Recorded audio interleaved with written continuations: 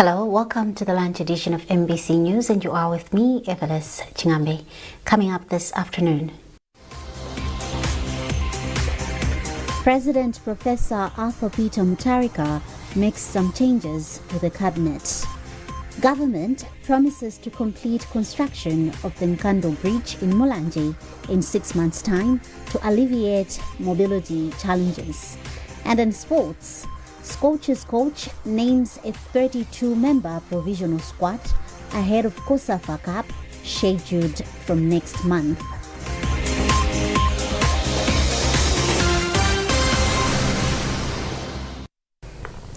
Thank you for joining us. Now the news in detail. President Professor Arthur Peter Mutharika has appointed Simon Itaye as Minister of Industrialization, Business, Trade and Tourism. This is according to a statement signed by Chief Secretary Justin Saidi, and the President has also appointed Patricia Whiskas as Minister of Natural Resources, while Alfred Kangata is now Minister of Youth, Sports and Culture. The statement adds that the appointments are with immediate effect. There is a high expectation of improved livelihoods for 1,450 households from Zagwa district after receiving financial support from Oxfam Malawi. The beneficiaries fall under the Integrated Emergency Response for El Nino and have received 184,000 kwacha each to purchase food and essential items of their choice. Chisomo Break reports. Oxfam's humanitarian coordinator Agnes Banda has urged the beneficiaries to utilize the money to cushion them from starvation and maintain human dignity. We would want to encourage the beneficiaries to use this money with prudence to make sure that in the household they do not lack food.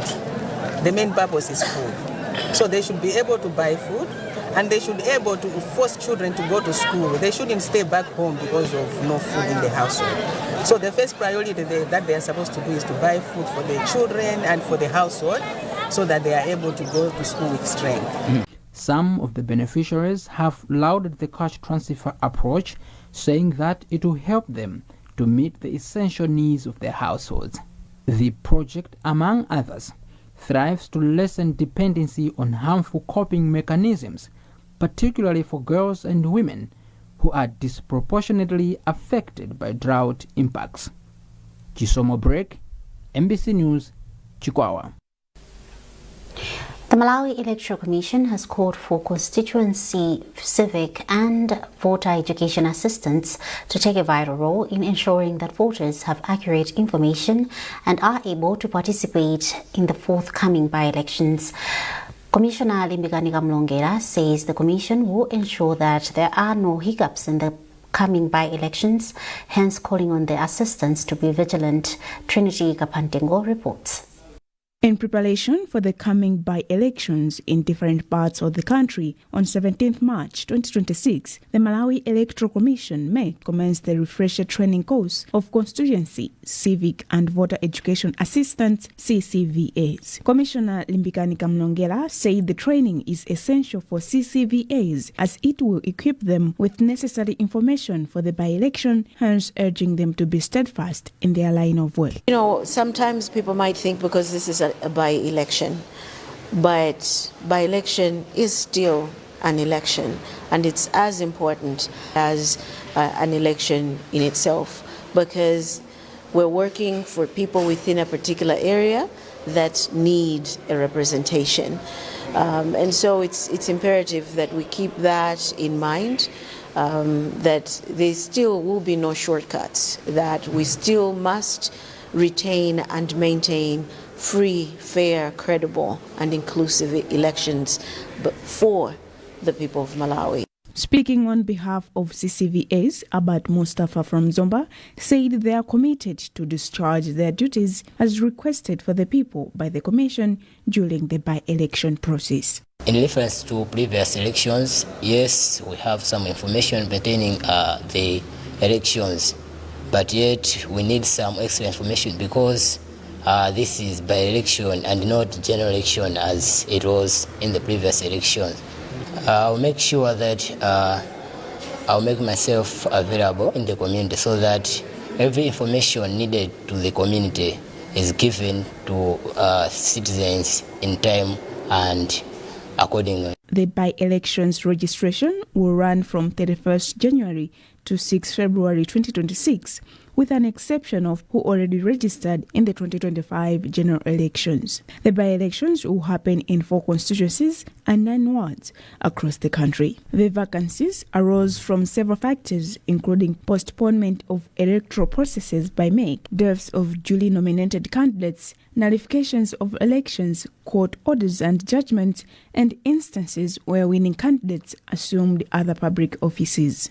Trinity Kapantengo, MBC, Mponela.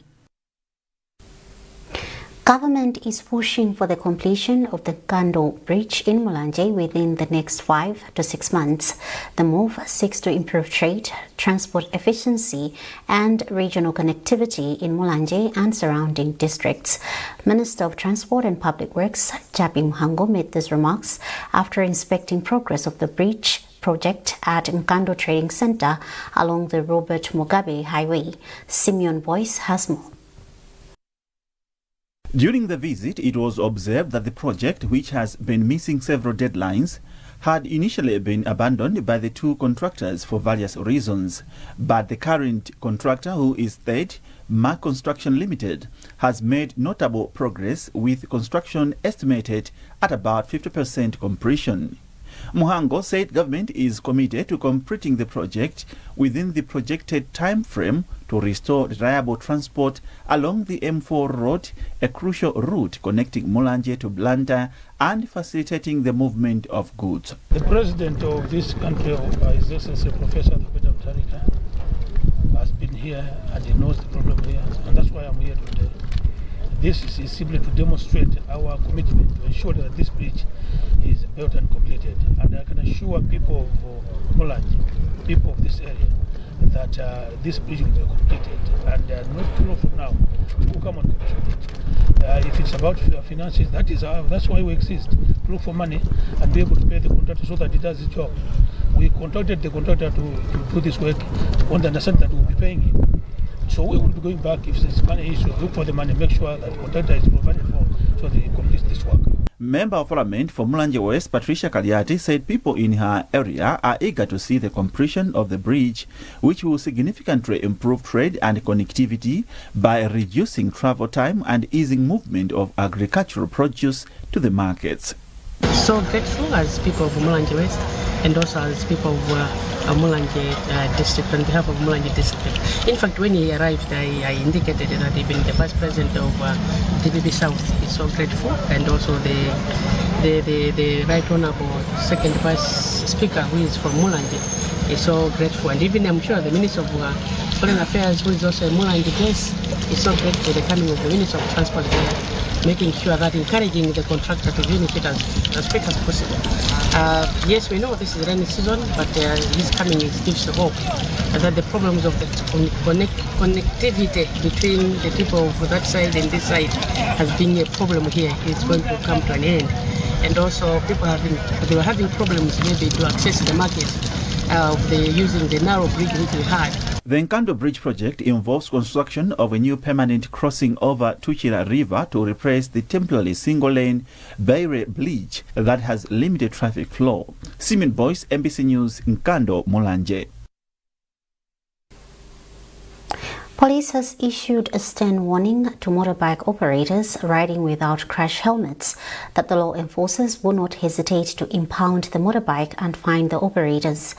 Mangochi Police Station Traffic Officer Julius Piri has told Embassy in an interview that the move aims to reduce fatalities. Francis Banda has filed this report, being read by Owen Mavola. Mangochi is one of the districts registering a growing number of motorists and cyclists as a result of its growing economic status in the country. According to Mangochi Town Assembly, by mid-2025, Mangochi Town had over 2,500 registered bicycle taxi operators on top of unverified number of those who ply their business without registering with the council. As economic status of the cyclists grows, Some have upgraded to motorcycling with only basic knowledge of how to ride, a development which is said to be causing avoidable accidents in the district. According to Mangochi Police Station Traffic Officer Superintendent Julius Piri, instead of celebrating the development as a sign of life improvement, the situation is now becoming a matter of safety concern. We still maintain that what we want is everyone should go and come back safely. No injuries, no deaths, no damages to property. So when you are riding a bike, whether you're riding or you're a passenger, you're not putting on a crash helmet, whatever can happen in terms of accident, it is you falling down and your head will, most of the time, hit the hard surface, which is the road. As a result of that, we have so many fatalities because of this. So our aim is to reduce this number of fatalities. If we could see all people riding bikes putting on crash helmets, we are sure that some of these fatalities can be reduced. We've seen this. We have tangible example. I have in my hand this helmet. This helmet was used by one of colleagues on a motorbike. He was involved in a crash. He fell down. Look at the crash helmet now. It's completely destroyed. But the person is alive. Just because he had put on the crash helmet. Had it been that he didn't put on this crash helmet, now would have been telling a different story. But thanks that he did put on this crash helmet, and indeed this crash helmet saved him, saved his life. One of the motorbike taxi operators in the district, Mike Mangani, believes the move will help bring sanity among operators. Government is not offending us. Police have ordered us to put on crash helmets. We are supposed to comply. If we operate without these crash helmets, then it is us who are violating the law. At a recent press briefing in Lilongwe, Minister of Homeland Security Peter Mukito cautioned traffic police officers to desist from receiving bribes from motorists who break the law and warned that those found will face the long arm of the law. You're watching MBC News and you are with me, Evelis Chingambe. A reminder of the top stories. President Professor Arthur Peter Mutharika makes some changes to the cabinet. Government promises to complete construction of the Nando Bridge in Mulanje in 6 months' time to alleviate mobility challenges. And in sports, Scorchers coach names a 32-member provisional squad ahead of COSAFA Cup scheduled from next month.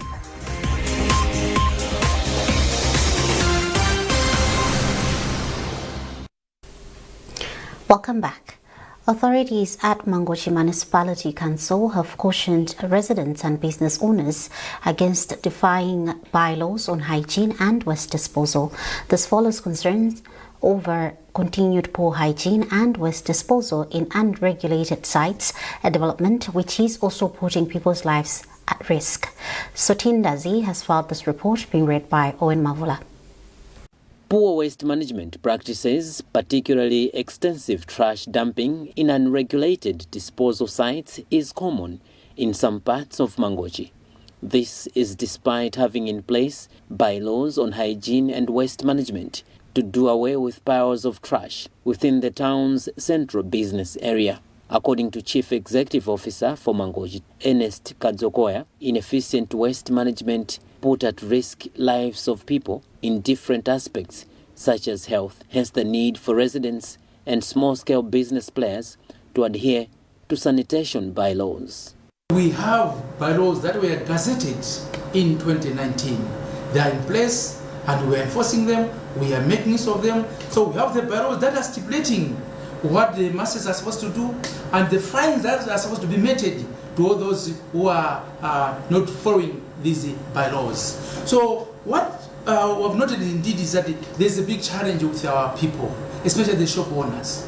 I think it's a generation that is not actually following the bylaws, and again, they're not adhering to waste management principles. Equally concerned is Chief Preventive Health Officer for Mangochi District Council, Chimwemwe Jera. He says the consequences of inefficient waste management extend far beyond the visible piles of trash. Most of these wastes, if you look at them, they are infectious wastes, and when they are deposited anyhow within our households, it means the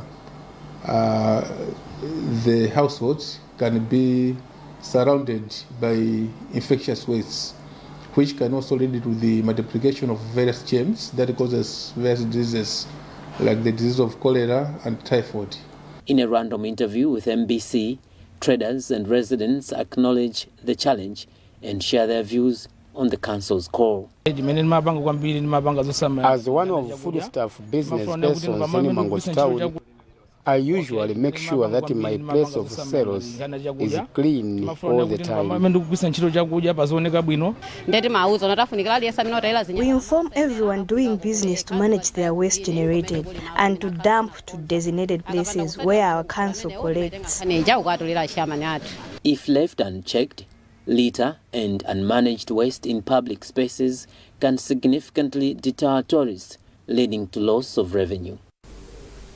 In line with the National Development Blueprint, the Malawi 2063 aspirations, Habitat for Humanity Malawi, in partnership with Mzuzu City Council and Mzuzu University, have signed a memorandum of understanding aimed at improving the living standards of residents in Mzuzu City. In his remarks, Mzuzu City Councillor, Chief Executive Officer Gomesiani Nyasulu said both parties have committed to designated focal persons responsible for tracking the progress of the project to ensure smooth implementation.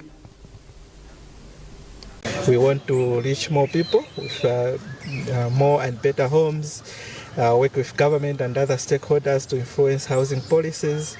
And one project that we have here in Mzuzu is we are targeting people living in informal settlements so that they can also have access to decent housing. We are working in Nkolongo and the Gesha areas, and in those communities we are working to help some households have access to new homes. We are repairing some houses, and we also want to bring basic services like water and sanitation and access roads as well. So having worked in this city, our main partner have been Mzuzu City Council, but also we have been interacting with the university, Mzuzu University. We believe that the housing challenges that are in this city, beyond those communities that we are working, requires a partnership of different organizations. Habitat on its own cannot be able to solve those challenges, but we know that the City Council has governance over the community, and Mzuzu University is conducting a number of research and innovation activities, and we want to bring those strengths together. Signing an MOU is one thing, but achieving what is contained in the MOU is another, and at the same time also getting the results out of this agreement is yet another thing.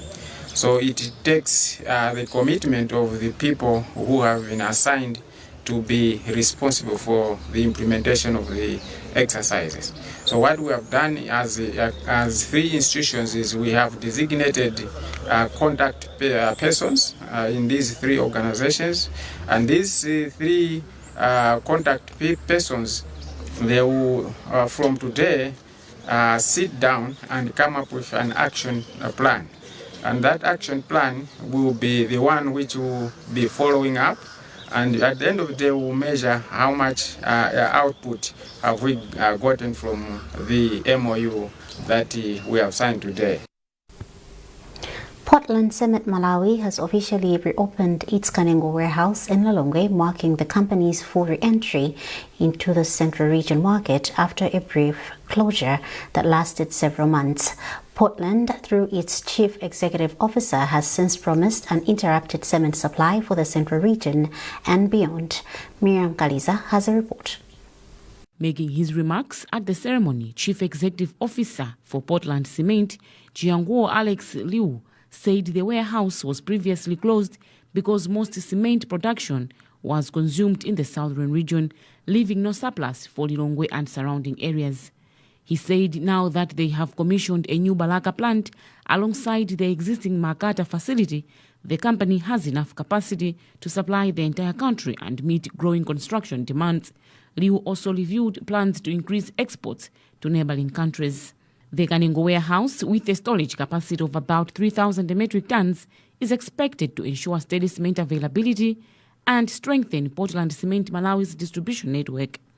Liu expressed confidence that the company will regain market share in the central region. So we have full confidence that to come back.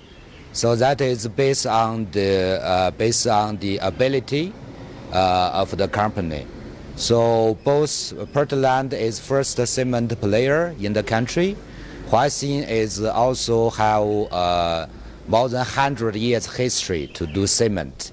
And it's a group that not only have 150 million tons per year cement capacity, but also has its own equipment design and manufactured. We have the best cement plant in Malawi in terms of efficiency and cost control. So, and also for quality, more importantly, is for quality control. Meanwhile, National Bank of Malawi Business Development Manager Chifundo Kamwinda said the bank has partnered with Portland Cement to streamline payments and provide business capital for mutual customers without collateral, enhancing ease of trade and market access. So what National Bank is bringing in this partnership is, number one, to providing financing, and not just financing, but we are making it easier to them. We are also making it cheaper. Okay? I'm saying we are making it easier because ordinarily, for example, to access credit facility, be it a guarantee or working capital guarantee, they would require issues like collateral. So we are saying, because they are our mutual customers, we can be able to provide the same without collateral. But we're also saying we will be able to give them the payment guarantees and the credit facilities at a reduced pricing. So what we have done is taking the ordinary pricing that we charge an ordinary customer to get a payment guarantee, we have slashed it a bit to make it cheaper for the cement dealers, exclusively for Portland. Portland Cement Malawi Limited is one of the oldest and most established cement producers in Malawi, originally set up in 1956, and in 2025 the company commissioned a major integrated cement plant in Balaka, marking a significant shift from simply grinding clinker to locally manufacturing clinker and cement. Miriam Kaliza, MBC News, Lilongwe. Malawi is set to benefit from the Climate Compatible Growth CCG project, an initiative that seeks to align the country's minerals towards clean energy.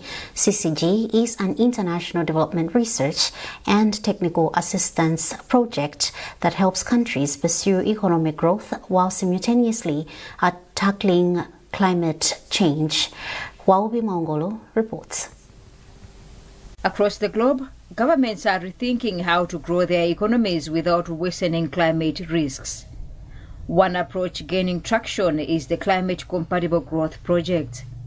According to research associate at Cambridge University, Dr. Sam Stevenson, for developing countries such as Malawi, the CCG approach presents a major opportunity by aligning mineral development with clean energy.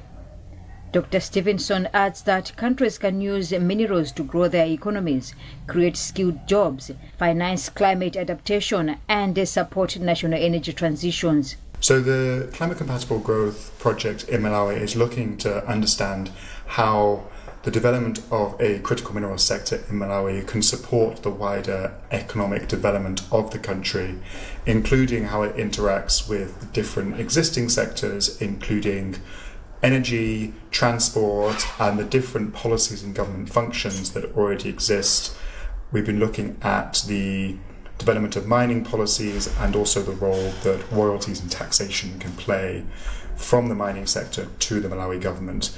And we're really here to get a big picture understanding of the opportunities that the mining sector can provide for Malawi, but also the risks to the environment and the local communities and begin to understand how we can bring that benefit to Malawi, bring those opportunities to the people of Malawi themselves, and mitigate the potential risks that exist in the mining sector.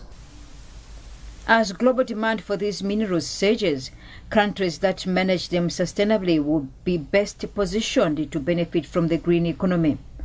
Using tools such as data, modeling, and long-term planning tools, policymakers assess future scenarios and make informed choices that align with national development goals. Emmanuel Chimkaka, a lecturer in earth science at Malawi University of Science and Technology, MUST, added that the partnership has unearthed great research potential and will benefit Malawi as a country. In the Climate Compatible Growth Project, we are working as a partner university with them to make sure that we are able to deliver the project goals, to make sure that we are able to assess and being able to see how the mining industry can benefit the local communities. So as a university, we are engaged in critical minerals research and also being able to provide policy direction to the government. So in this project, our main aim is to be able to contextualize the project, being able to put in the local understanding of how the mining sector is, and also provide guidance in this project to make sure that all the outcomes of the project are touching and linked. For countries such as Malawi, climate-compatible growth offers a pathway to pursue national development agendas such as Malawi 2063, while strengthening resilience to climate change and improving access to international climate finance. For MBC News in Cholo, this is Waubi Mongulu. And now in sports, the Malawi national women's team, the Scorchers, head coach Lovemo Fazili has named a 32-member squad ahead of Kosafa Cup. The Cup is scheduled from next month on the 18th to March 1st this year in South Africa. Fazili has included 5 foreign-based players, including Vanessa Jagopira, Sabina Tom, Tendai Sani, Chisomo Banda, and Chimwemwe Madise. NBM Women's Premiership top goal scorer, who plays for Silver Strikers and scored 23 goals, is also in the squad. There are a few new players who have been called to the camp, and the rest have been with the Scorchers before. On what are the targets when going to Kosafa, I think there are many issues that we're supposed to achieve. First of all, I think we're going there to participate or to compete to reach, I think, final stage. That's the first thing. And the secondly, out of this squad, I think we have professional players and the local players who have been with the Scorchers before. So we're trying to give them, I think, enough game time to play. You know, in Kosafa, maximum of games, I think, to play, I think there are 3. If you reach finals, I think you can play more than 5 games. I think 5 or 6 games. So it's good to give chance to players so that if they are given chance or they are selected to go to Morocco, I think then they'll be ready for the WAFCON games. And that's it from us this afternoon. You've been with me, Evelis Chingambe. Thanks for watching and good afternoon.